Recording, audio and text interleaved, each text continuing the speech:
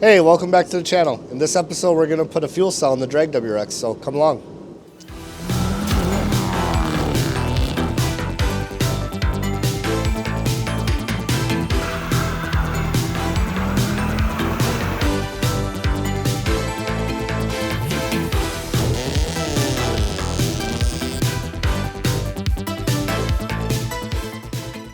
Well, the weather's starting to turn around. It's a nice 40 degrees outside, so I'm getting pretty amped up to get this car hopefully on the track soon. But I think what we need to do tonight is get our fuel cell mounted up. We have a schmuck-built front-wheel drive Honda fuel cell. I was looking at that or the Speed Factory one. They both are for front-wheel drive Hondas. Speed Factory one is they're about the same size. That one's got a little bit longer of a neck and some like mounting tabs. But it's also double the price, so we went with the cheaper one. And when I say cheaper, this is a pretty nice unit, even considering it was only $230. Half-inch MPT feed port. I forget what size MPT, but these is a return and a vent. So I'm thinking we're gonna mount it where all the Honda guys do, right behind the fender and the bumper over there. Should we see how it fits, Jason? Right in here? Nope. Or up here? Down here. Oh, way down there? Way down there. Not that way though, like this. Oh, fits right in there. Yeah, like probably. A glove. Probably lower though. We'll probably have to bring it down here, something like this, I'm thinking. That's kind of what I was thinking, because like, I'm a little worried like if we bring it up here like we were, the bumper is also going to be like right here. Right. I think we're going to have to put it lower like we had it. It looks kind of cool lower. Makes it look... So what we're going to have to do is we're going to have to make a couple brackets with this aluminum we got here. Probably at least two up here and maybe one more somewhere else, just so we have 3 points of contact. We'll drill, riv nut. We'll make the bracket, and then we'll weld the bracket on. Try to stay a little bit away from these, I think. And then hopefully That should work. have a fuel cell. Whoop. Whoa. Let's put the first dent in it. Yeah, so once this goes in, the only other components we'll be missing is the fuel pump, which is ordered, fuel rails, and the fuel pressure regulator, and then the fuel system's done, because I already have some 1700s for it. And then on to the next thing, I guess. It's probably the best way to do it. So I'm going to try and get you guys set up. It might be a little weird because there's not a lot of space over here, but should be able to see at least what's going on. Oh, I was worried it was too close to the tire, but that's pretty good. Well, here's the thing. If for some reason we get bigger tires and it does get too close, we'll just have to relocate it, you know? I don't think so. From right here, we have a lot of space. Okay. Initially, I thought it was closer because I was standing with my back to it. Gotcha. So how is this line going to run? It's going to come straight out and up here because the fuel pump is going to probably sit right about here. Right up in here? Mm-hmm. Okay, then they're probably... Let's go back just a little bit, like right there.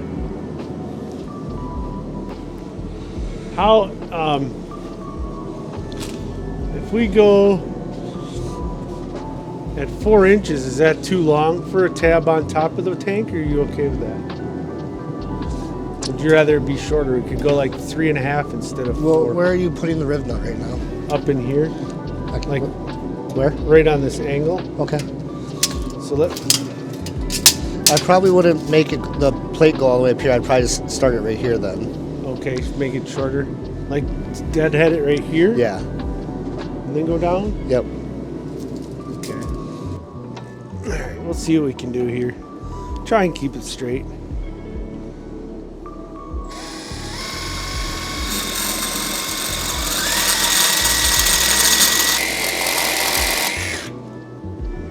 Yep, just as crooked as I drew it.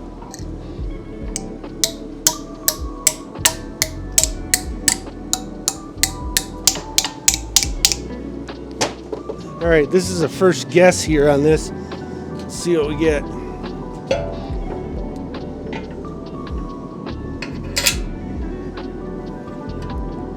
Oh, way sharper than I thought it was going to need to be. Then you can have the vise for doing vise things. All All right, let's see. I don't think that's quite enough yet, but I'm going to try it. Ooh. I want it right in there. There's another piece.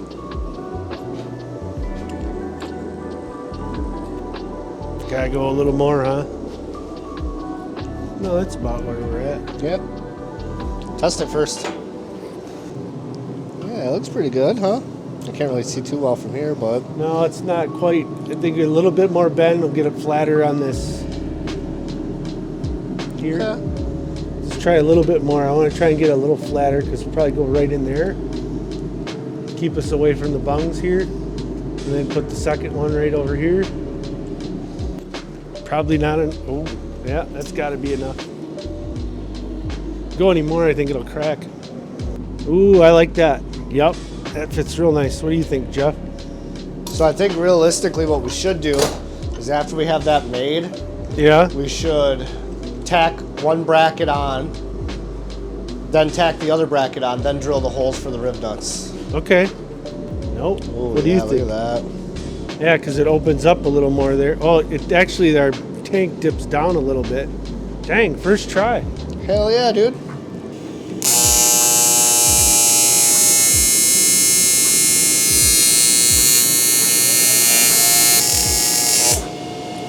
I gotta turn it up here more.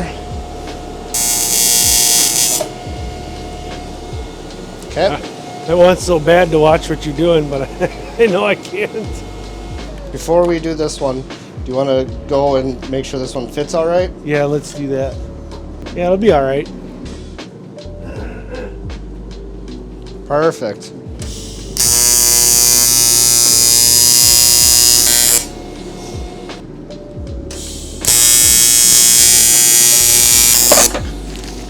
All right, you want to go check and see if that fits?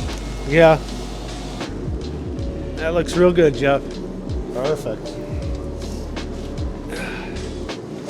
Set it up there. No, Which way you want it? Like this?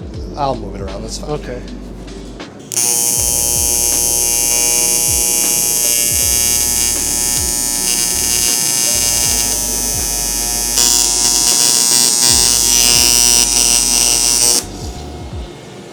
Well, maybe not my best work, but it'll get the job done. So we're gonna toss this in the freezer real quick so it can cool off, and then we'll make the bottom bracket. We can call this one dusted.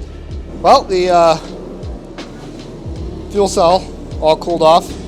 So I think what we do now, Jason, is we kind of get it up in position, and we drill a hole for the mounting on one of them, and then we'll riv nut it. Then we can do it because we'll use the smaller drill bit as like a pilot. Because we don't put a 3/8 hole through that. We put like a 1/4 inch. Because remember the bolt head is only. So these guys will be too big?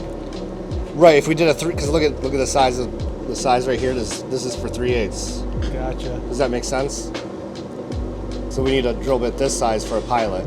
So well, both. You might as well go right through the steel too, because that'll center where we want the riv nut. Oh, I got And then go to a 3/8.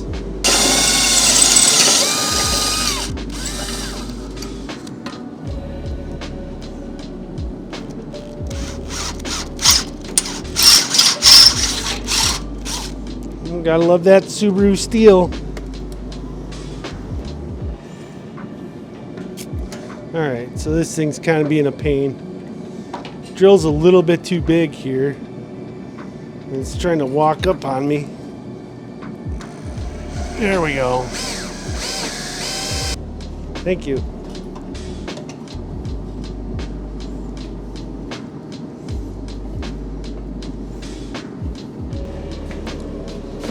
Ooh, that looks awesome, Jason.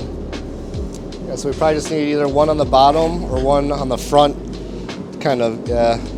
Either here or over there. Probably. It'd be easier to do on here than on the bottom. Yeah, that's fine. Just 3 points of contact is really all we need, you know? Okay. I think we're gonna make that bracket here real quick, and then when we get done welding it, we'll show you guys the finished product. Well, how's it look, bud? Looks good. Here, I'll give you. That ain't going nowhere. That ain't going nowhere. 3 points of contact. Look at that. Moving the whole car. I guess we did it right. Dude, that looks sick. It does. Every time we put a new part on this thing, dude, it looks so much, like, it looks cooler every time. You know what I mean? It's like we're building a race car. It's like we're building a race car. Weird. It's awesome, man. We'll have to figure out a decent way to fill it at some point. But realistically, the bumper should be relatively easy to come on and off. Worst case, we're pulling the bumper after runs until we figure something out. What do you think of that Honda part? Hey, man. It'll do. Careful. It's like it was made for a Subaru. Crushed it. Oh. Down one. Fuel cell. Fuel cell. Done. Boom. Another one off the list. All right, well, that's where we're going to leave this episode. If you guys are looking forward to more budget drag WRX content, make sure you subscribe, and we'll see you next time.